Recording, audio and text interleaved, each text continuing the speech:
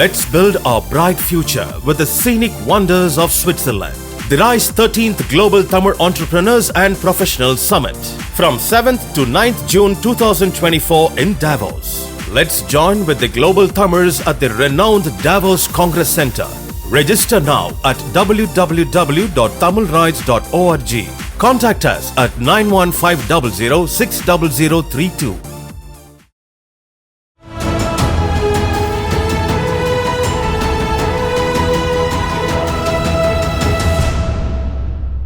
அனைவருக்கும் வணக்கம்.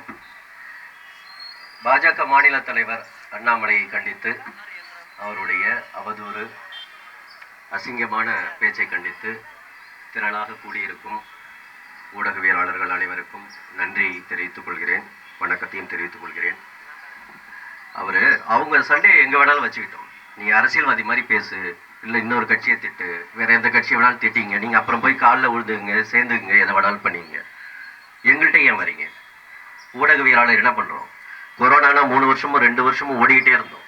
மழையா வெள்ளமா எதுவாக இருந்தாலும் நாங்கள் அங்கே போய் நிற்கிறோம். ஒரு இடத்த சம்பளம் வாங்குறோம். எங்களுக்கு குடும்பம் இருக்கு, தன்மானம் இருக்கு, சுயமரியாதை இருக்கு. ஏன் எங்களை செய்யணும்? எங்களுடைய பணியை தானே நாங்கள் செய்யறோம். உங்கள்கிட்ட வேற என்ன செய்யறோம்? பல்லு படாமங்கிறாரு. சின்ன வயசுலேருந்து அவருக்கு எவ்வளவு பழக்கம்னு தெரியல. அடிக்கடி இதையும் இன்னும் பயன்படுத்துவாங்கிறாரு. அதை பல்லு படாம பயன்படுத்துவாங்கிறாரு. சின்ன வயசுல இருந்து எவ்வளவு பழக்கம் இருக்குன்னு தெரியல. ஏன் இப்படி அடிக்கடி பயன்படுத்துறாருன்னு தெரியல. அந்த வார்த்தையை திரும்ப திரும்ப சொல்றாரு. அவங்க சார்ந்த ஆட்களை பாருங்க. எஸ் வி சேகர் என்ன பேசினார் பாருங்க. அவருக்கு ஒரு அடி கொடுத்தோம். அதுக்கப்புறம் அவர் வாயை திறக்கிறது இல்லை. எந்த தலைவர்களுமே தமிழ்நாட்டில் வந்து இந்த மாதிரி பேசுனதே கிடையாது. ஜெயலலிதா இருந்திருக்காங்க, கலைஞர் இருந்திருக்காங்க, அதன் பிறகு விஜயகாந்த் எல்லாருமே வந்திருக்காங்க. ஆனா இவ்வளவு மோசமா ஒரு அசிங்கமா இந்த வார்த்தையை ஒருத்தவங்க கேட்கிறாங்க. அசோசியேஷன் சொல்ற இந்த மாதிரி பேசிட்டாங்க. சார் என்ன பேசுனாரு சார்? சொல்ல முடியுது அந்த வார்த்தையை வெளியில? இல்ல அவருதான் அவர் குடும்பத்துல போய் சொல்ல முடியுமா? அவங்க கட்சிக்காரங்கள திரும்ப சொல்றாங்க. அவர் அப்படிதான் சொல்லுவாரு, அப்படிதான் செய்வேன்.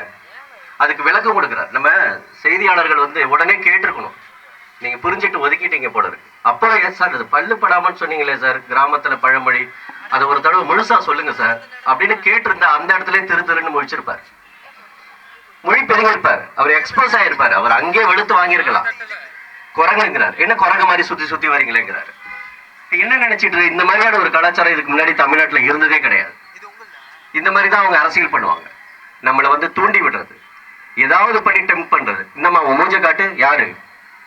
இதெல்லாம் ஒரு அரசியல் தலைவருக்கு அழகா? ஒரு தேசிய கட்சியோட மாநில தலைவர். இவங்க வந்த வழி அப்படி, இவங்களுடைய அரசியல் கலாச்சாரமே அப்படிதான். அது எஸ் சி சேகரா இருக்கட்டும், எச் ராஜாவா இருக்கட்டும், சுப்பிரமணிய சாமியா இருக்கட்டும், இல்ல எல்லாருமே இவங்களுடைய அரசியல் கலாச்சாரம் பாத்தீங்கன்னா இதே மாதிரிதான். இது தமிழ்நாட்டில் எடுபடாது, தமிழக ஊடகங்கள்ட்ட எடுபடாது. இங்க எல்லாருக்கும் எல்லாம் தெரியும். மற்ற மாநிலங்களை போலெல்லாம் கிடையாது ஜால்ரா போடுறதுக்கு. ஆனா அவர் வந்து நாவை அடக்கிக்கணும். இதுக்கு மேல வந்து இதுல அரசியல் எல்லாம் கிடையாது. நீ எந்த கட்சி தலைவரா வேணாலும் இருந்துட்டு போங்க. செய்தியாளர்கள்ட்ட உங்களுக்கு என்ன வேலை? நாங்க எங்க பணியை தானே செய்யறோம். எங்க நிறுவனம் என்ன சொல்லுதோ, எங்களுடைய பாலிசி என்னவோ அதை தான் நாங்க செய்ய முடியும். அந்த பணியை தான் நாங்க செய்யறோம். எங்களுக்குன்னு ஒரு சுதந்திரம் இருக்கு, கருத்து சுதந்திரம் இருக்கு, ஊடக சுதந்திரம் இருக்கு, எல்லாமே இருக்குது. ஒரு நெறியாளர், ஒரு அமைச்சர் பேட்டி கொடுக்கிறாரு, அதை வந்து நெறியாளர் கேட்கிறாங்க. இவருக்கு அவருக்கும் சம்பந்தமே இல்லை, ஒரு தனிப்பட்ட தாக்குதல் இல்லை. இந்த பேட்டி குறித்து அவர் சொல்றாரு, நீங்க ஏதோ அதை வாங்கிட்டீங்க, இதை வாங்கிட்டீங்க, என்ன வேணாலும் சொல்லிட்டு போங்க. அதுக்கு நீ இவ்வளவு ஒரு ஆபாச வார்த்தையா? அசிங்கமா இல்லை உனக்கு? இப்படியா கேட்பாங்க? அதை திரும்ப வேற செய்வேன்னு வேற சொல்றீங்களே, இதை எப்படி கண்டிக்கிறது? கண்டிப்பா இது தொடர்பா பத்திரிகையாளர் சங்கங்களும் சரி, ஊடகவியலாளர்களும் சரி, பொதுநல வழக்கு தொடர்ந்து அவரை கோர்ட்டுக்கு இழுக்கணும். இதோட விடக்கூடாது. எஸ் வி சேகருக்கு அப்புறம் எனக்கு தெரிஞ்சு இவ்வளவு மோசமா பேசின ஒரு அரசியல்வாதியை தமிழ்நாட்டுல யாருமே பார்த்திருக்க முடியாது.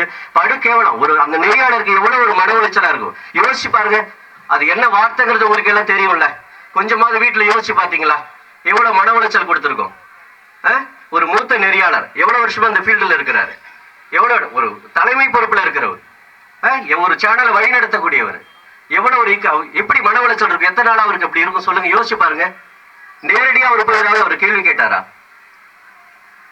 இதெல்லாம் ஜீரணிக்க முடியாத ஒரு இது. தமிழ் செய்தி வாசிப்பாளர்கள் சங்கத்தின் சார்பில் அண்ணாமலைக்கு கடும் கண்டனங்களை தெரிவித்துக் கொள்கிறேன். அதே நேரத்தில் நியூஸ் 7 செய்தியாளர் நேசப்பிரபு தாக்கப்பட்டதற்கும் தமிழ்நாடு அரசு உரிய நடவடிக்கை எடுக்க வேண்டும். அதற்கும் வன்மையான கண்டனத்தை தெரிவித்துக் கொள்கிறேன். நன்றி. உலக தமிழர்களை ஒரே இடத்தில் சந்திக்க வேண்டுமா? உங்களை அன்புடன் அழைக்கிறது தி ரைஸ் அமைப்பின் 13வது உலக தமிழர்கள் மற்றும் திறனாளர்கள் மாநாடு. நடைபெறும் நாள் ஜூன் 7 முதல் 9 வரை 2024 சுவிட்சர்லாந்து நாட்டில் உலக புகழ்பெற்ற டாவோஸ் காங்கிரஸ் சென்டரில் இன்றே பதிவு செய்வீர். www.tamilrise.org. தொடர்புக்கு 9150060032.